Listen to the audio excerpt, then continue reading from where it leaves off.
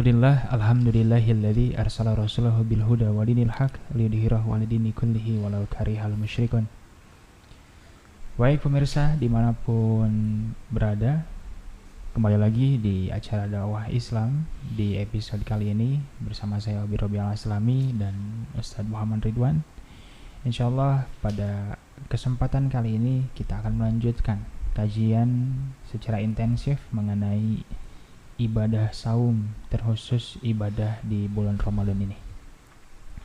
Baik, di kesempatan kali ini kita akan memperdalam mengenai ibadah saum. Secara fisik kita melihat bahwa saum ini adalah ibadah yang di dalamnya menahan diri untuk makan, untuk minum, dan untuk berhubungan suami istri. Namun Ustadz, apakah memang itu tujuannya gitu ya? Apakah memang tujuannya itu adalah ya tidak makan dan tidak minum dari disyariatkannya saum Ramadan ini? Ya. Kalau kita perhatikan seluruh perbuatan atau pekerjaan-pekerjaan kita sehari-hari itu sebetulnya tidak ada yang tidak ada yang tidak berulang-ulang, semuanya dilaksanakan berulang-ulang. Maka demikian pula ibadah itu dilaksanakan secara berulang-ulang. Biasanya kalau pekerjaan itu dilakukan secara berulang-ulang berarti ada tujuan lain dari sebatas melakukan pekerjaan itu. Ya. Oleh karena itu maka hadis Rasulullah pernah mengingatkan kepada kita tentang makna ibadah, termasuk karena di sana ada kalimat saum, ya, bahwa ternyata saum itu atau ibadah itu sebetulnya adalah sebuah upaya, atau dalam bahasa Arabnya adalah sebuah thariqah gitu. Sebuah thariqah gitu. Thariqah itu apa ya kira-kira ya? Ya usaha, upaya gitu. Kalau upaya berarti ada keinginan apa? Ada keinginan dari apa yang kita perbuat, yang diinginkan bukan yang diperbuat itunya. Yang diinginkan adalah hasil. Jadi menginginkan hasil gitu. Kita ambil contoh hadisnya. Hadis itu dari Jabir bin Abdullah Al-Ansari. Beliau bertanya kepada Rasulullah, "Ara'aita idza shallaitul maktubah wa sumtu ramadana?" Ya Rasulullah, bagaimana pandanganmu kalau aku sholat 5 waktu, kalau aku saum pada bulan Ramadan gitu kan. Hadis ini sangat panjang sekali, bicara tentang banyak hal yang baik-baik. Tapi yang terpenting adalah dalam hadis itu ada pertanyaan akhir. Pertanyaan akhirnya adalah a'adkhulul jannah, apakah saya akan masuk surga? Nah, gitu. Jadi pertanyaan si sahabat itu, kalau saya puasa, kalau saya sholat, kalau saya bla bla bla bla, apakah saya akan masuk surga? Ternyata Rasulullah memberikan jawaban yang pendek sekali adalah na'am.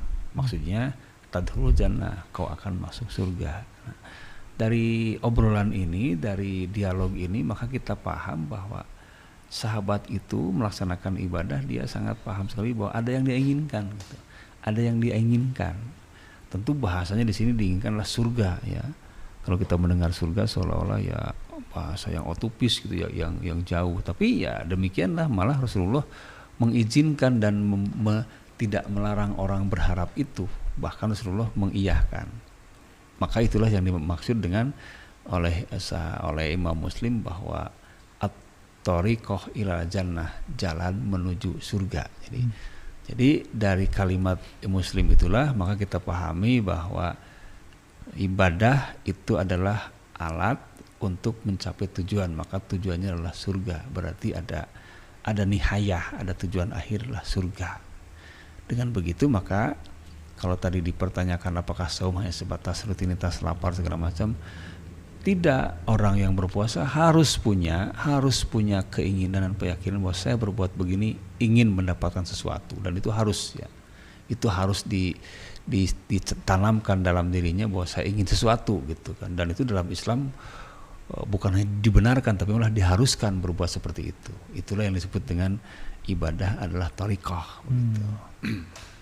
Jika kita ambil contoh sederhana Ustaz, di dalam kehidupan sehari-hari kita, apakah ada contoh yang mirip-mirip bahwa kita melakukan sesuatu ini bukan bukan melakukan sesuatu ini, tapi untuk tujuan yang lebih daripada sekedar melakukan hal itu. Ya, justru itulah karena Islam itu agama yang memang fitrah, sesuai dengan fitrah manusia dan tidak menjauhkan manusia dari fitrah manusianya, maka pada akhirnya kalau kita lihat, kalau kita pahami, kita rasakan, bahkan bukan hanya tidak ada yang bukan wasilah, tidak ada yang bukan thariqah. Semua amal manusia itu semuanya lah thariqah.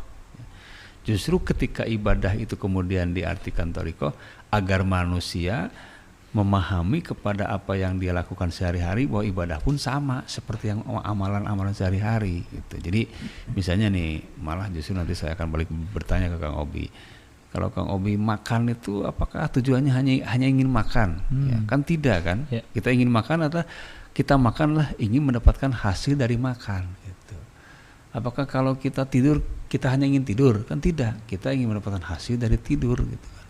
Apakah kalau kita bekerja hanya ingin bekerja? Nah, pekerjaan banyak, tapi kita memilih pekerjaan mana yang menguntungkan, yang menghasilkan. Kalau begitu maka semua amalan, semua pekerjaan itu disebutnya yang seperti itu namanya thariqah. Nah, kalau dalam beribadah thariqah, maka tujuan akhirnya adalah surga, nihayahnya adalah surga.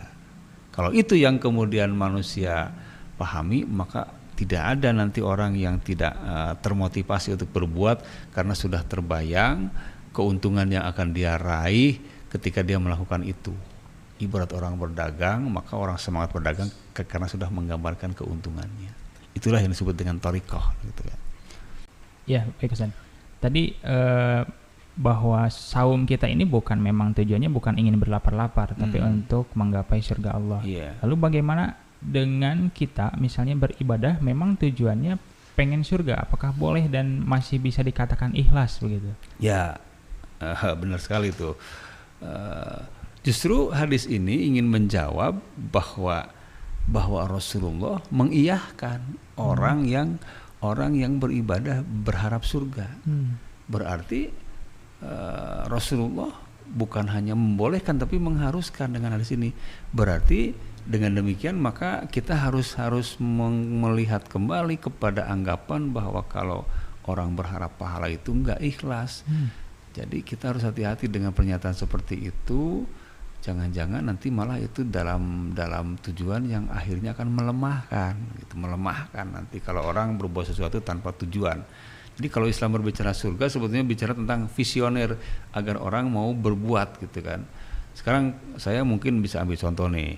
Kalau Kang Obi berbuat sesuatu kemudian belum terbayang hasilnya seperti apa, kira-kira mengerjakannya bisa enjoy, bisa semangat atau tidak kan begitu. Ya. Saya yakin tidak akan bisa semangat misalnya. Lo orang mau bekerja saja langsung nanyain honornya berapa kan ya, begitu disebutkan sekian.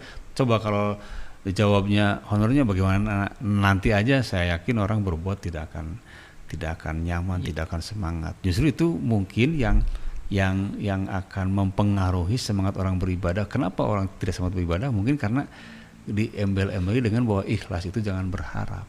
Hadis ini sudah sangat nyata dan jelas, orang berharap surga dan Rasulullah mengiyahkan. Atau mungkin sebaliknya sekarang, bagaimana kalau Rasulullah mengatakan sebaliknya? Nah, apakah saya masuk surga kalau saya saum, saya sholat? Bagaimana kalau Rasulullah mengatakan tidak? Kira-kira sahabat itu akan lanjut apa tidak dalam melaksanakan ibadahnya? Tidak. Saya yakin tidak akan lanjut. Dengan demikian, maka justru ini yang ingin mempertegas kepada kita semua bahwa ibadah hanya sebuah thariqah, tujuan utamanya adalah surga, dan ketika surga ada di bayangan kita, maka orang akan terus tersemangati untuk menggapai apa yang dia harapkan. Itu yang disebut dengan nihayah. Nihayah itu artinya tujuan akhir gitu. Iya, baik. Jadi barangkali ini juga menjadi pemahaman yang perlu kita terapkan di dalam diri kita bahwa tujuan kita adalah surga. Mesti ditanamkan begitu. Apalagi dengan keindahan-keindahan surga yang Allah sebutkan gitu ya di dalam ayat-ayat di dalam Al-Qur'an. Barangkali itu Ustaz yang bisa disampaikan di dalam terima kasih. Kesempatan kali ini mengenai saum Ramadan sebagai thariqah, sebagai jalan, wasilah, ya, wasilah. jalan ya. Sebagai jalan kita dalam menggapai keridhaan Allah, tentu saja pada akhirnya mengharapkan surga dari Allah Subhanahu wa taala. Dan yang demikian oleh Rasul disebut ya boleh untuk mengharapkan surga begitu. Nah, atau bisa kita ambil simpulan lain bahwa jangan berharap sesuatu kalau tidak mau berusaha gitu kan. Nah, sebaliknya. Iya, sebaliknya artinya justru hasil itu akan didapatkan sebagaimana orang mengusahakannya, wa an laisa lil insani illa ma sa'a. Itu kan juga sama ke sana. Ya. Baik, demikian yang dapat disampaikan di dalam episode kali ini. Semoga bisa diambil manfaatnya serta menjadikan tazkirah, peringatan bagi kita semua. Aku qouli hadza fastaghfirullah li wa lakum. Assalamualaikum warahmatullahi wabarakatuh.